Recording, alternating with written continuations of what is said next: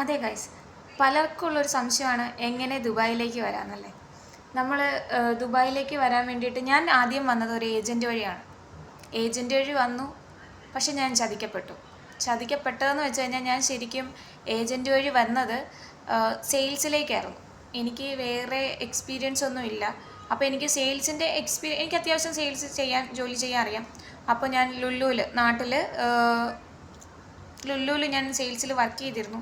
So അതുകൊണ്ട് തന്നെ ഞാൻ ലുല്ലുവിൽ സെയിൽസിൻ്റെ എക്സ്പീരിയൻസ് ഉള്ളത് കൊണ്ട് സെയിൽസിലേക്കാണെന്ന് പറഞ്ഞിട്ടാണ് ഞാൻ ഏജൻറ്റ് വഴി ദുബായ് ഏജൻറ്റിനെ കണ്ടുപിടിച്ചതിൻ്റെ കാരണം എനിക്ക് ഇപ്പം നമ്മളെ പിടിക്കുന്നില്ല. ഓക്കെ, എനിക്ക് എങ്ങനെ ദുബായിലേക്ക് വരണമെന്നോ അല്ലെങ്കിൽ ദുബായിലേക്ക് നമുക്ക് എങ്ങനെ വിസ എടുത്ത് വരണം, ടിക്കറ്റ് എങ്ങനെ എടുക്കണം, അതൊന്നും അറിയില്ല.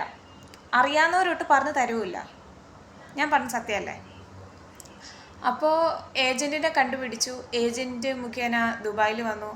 അവരെന്നെ ഞാൻ ഫ്ലൈറ്റ് ഇറങ്ങി, അപ്പോൾ ആ ഫ്ലൈറ്റ് ഇറങ്ങുന്ന റെസ്റ്റിന് പോലും അവരെനിക്ക് സമയം തന്നിട്ടുണ്ടായിരുന്നില്ല. ഫ്ലൈറ്റിൽ നിന്ന് ഇറങ്ങി അവരുടനെ തന്നെ എന്നെ റെസ്റ്റോറൻറ്റിലേക്ക് ഇൻ്റർവ്യൂവിനായിട്ട് വിട്ടു. ഇൻ്റർവ്യൂവിന് കൊണ്ട് വിട്ടെങ്കിലും അപ്പോൾ തന്നെ ഇൻ്റർവ്യൂവിന് എന്നെ ഇൻ്റർവ്യൂ ചെയ്യുന്ന ഒരു മലയാളിയാണ്. ആളെന്നെ ഇൻ്റർവ്യൂ ചെയ്തു. അപ്പോൾ തന്നെ സെലക്റ്റായി. നമ്മളെന്ത് ലക്കിയല്ലേ, ഫസ്റ്റ് തന്നെ ഇൻ്റർവ്യൂ അറ്റൻഡ് ചെയ്തു, അപ്പോൾ തന്നെ നമ്മൾ സെലക്റ്റായി. ഞാൻ മനസ്സിൽ പറഞ്ഞു, നമുക്ക് കുറേ അന്വേഷിച്ച് നടക്കേണ്ട വന്നില്ലല്ലോ. പക്ഷേ അയാൾ എന്നോട് ആ ഇൻ്റർവ്യൂ ചെയ്ത സമയത്ത് ആളെന്നോട് സംസാരിച്ചിരുന്നത് ക്യാഷ്യർ ആയിട്ടാണ്, വേറെ ജോബൊന്നുമില്ല. പിന്നെ ക്യാഷ്യർ പ്ലസ് ഡെലിവറി. ശരിക്കും ക്യാഷ്യർ അല്ല, ശരിക്കും എൻ്റെ പൊസിഷൻ അവിടെ ഡെലിവറി കോൾസ് കൂടുതലായിട്ട് അറ്റൻഡ് ചെയ്യുക. കാരണം അവർ ആ ഒരു പൊസിഷനിലേക്ക് സ്റ്റാഫിനെ നോക്കുന്നത് അവിടെ കൂടുതലും ഡെലിവറി കോൾസ് മിസ്സാവുന്നു. ഓഫ് കോഴ്സ് തിരക്ക് കൂടുമ്പോൾ ഡെലിവറി കോൾ അറ്റൻഡ് ചെയ്യാൻ വേണ്ടിയിട്ട് ആർക്കും സമയം കിട്ടിയെന്ന് വരില്ല. അപ്പോൾ അതുകൊണ്ട് ഡെലിവറി കോൾ അറ്റൻഡ് ചെയ്യാൻ വേണ്ടിയിട്ടായിരുന്നു എന്നെ അവിടെ നിയമിച്ചത്. പക്ഷേ ഡെലിവറിയുടെ കോൾ അറ്റൻഡ് ചെയ്തു ഡെലിവറിയുടെ കോൾ അറ്റൻഡ് ചെയ്യേണ്ട വന്നു, ക്യാഷ്യറായിട്ട് നിൽക്കേണ്ട വന്നു, വെയിറ്ററായിട്ട് നിൽക്കേണ്ട വന്നു. എന്നോടാരും പറഞ്ഞിട്ടില്ല കേട്ടോ. എന്നോട് അത് ചെയ്യണം ഇത് ചെയ്യണം ആദ്യം ഒന്നും പറയുന്നുണ്ടായിരുന്നില്ല. പിന്നെ അതൊരു പറച്ചിലേക്ക് വന്നു. അങ്ങനെ ചെയ്യണം എന്നുള്ള ട്യൂണായി. 1.5 കൊല്ലം ഞാനത് സഹിച്ചു, ക്ഷമിച്ചു നിന്നു. പിന്നെ ഞാൻ എൻ്റെ ജോലി വേണ്ടാന്ന് വെച്ചു. അപ്പോൾ നിങ്ങൾ വിചാരിക്കും, അഹങ്കാരി, ഇത്രയും നല്ലൊരു ജോലി കിട്ടിയിട്ട്, അല്ലെങ്കിൽ ദുബായിൽ അത്യാവശ്യം കുഴപ്പമില്ലാത്ത സാലറിയിൽ ജോലി കിട്ടിയിട്ട് അത് വേണ്ടാന്ന് വെച്ചു.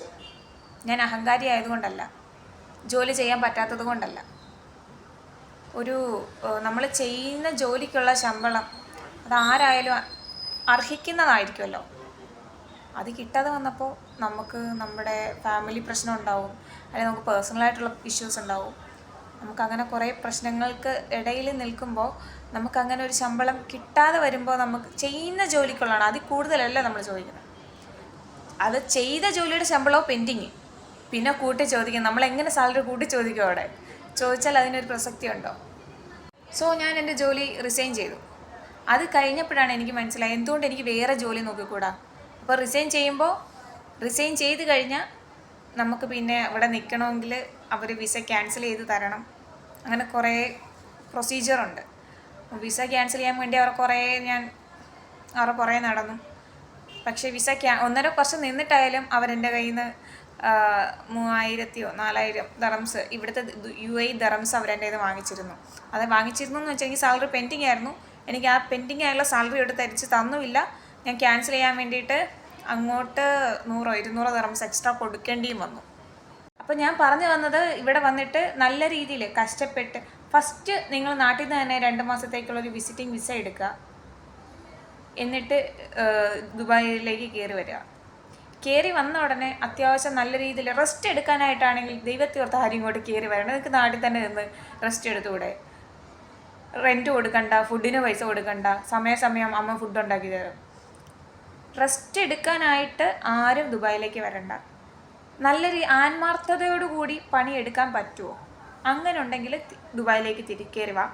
അത്യാവശ്യം നല്ല സാലറിയിൽ നിങ്ങൾക്ക് ജോലിക്ക് കയറാം. ആരുടെ ഹെൽപ്പും പ്രതീക്ഷിക്കേണ്ട. അയ്യോ എൻ്റെ സഹോദരൻ അവിടെ ഉണ്ട്, അല്ലെങ്കിൽ എൻ്റെ ഫ്രണ്ട് അവിടെ ഉണ്ട്, എൻ്റെ റിലേറ്റീവ്സ് അവിടെ ഉണ്ട്, അങ്ങനൊന്നും വിചാരിച്ചിട്ട് വന്നിട്ട് കാര്യമില്ല. നിനക്ക് കഴിവുണ്ടെങ്കിൽ നിനക്കിവിടെ ജോലി കിട്ടും. അല്ല നിൻ്റെ അപ്പൻ അവിടുത്തെ വലിയ അംബാനിയുടെ സുഹൃത്താണ്, അല്ലെങ്കിൽ നിൻ്റെ ചേട്ടൻ ഇവിടെ വലിയ കമ്പനിയിലാണ് വർക്ക് ചെയ്യുന്നത് എന്നൊന്നും പറഞ്ഞിട്ട് ഒരു കാര്യമില്ല. നിൻ്റെ കഴിവാണ് ഇവിടെ നമ്മൾ കാണിച്ചു കൊടുക്കേണ്ട പ്രൂഫ്. അപ്പോൾ എപ്പോഴത്തെയും പോലെ തന്നെ എൻ്റെ വീഡിയോസ് ആദ്യമായിട്ട് കാണുന്നവരാണെങ്കിൽ സബ്സ്ക്രൈബ് ചെയ്യുക, ഇഷ്ടപ്പെട്ടാൽ ലൈക്ക് ചെയ്യുക. ബൈ.